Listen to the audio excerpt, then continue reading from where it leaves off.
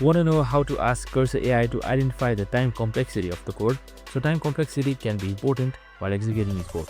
So in this video, I'm going to show you how you can make Cursor AI easily identified with just a single prompt. So let's get right into it. Now, first things first, just simply open the Cursor AI application. So we have also created similar videos regarding Cursor AI, which is available now on our channel. So make sure to watch it. So you should be under this interface by default. And now once you're under this interface, I have this sysr code with me. Just simply select the entire sysr code.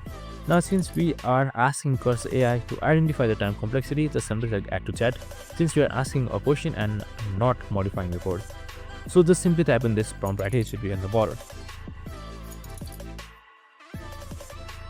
So now once you have to enter and copy paste the code, as you can see right here, it should plan its next move and it should execute the code for you, and that's it. Super simple and easy. So as you can see right here, you can just simply take out the information from above and you can also follow up and ask questions. I hope this video helped. If it did, make sure to like, subscribe and tune in with us for more of these videos. See you in the next one.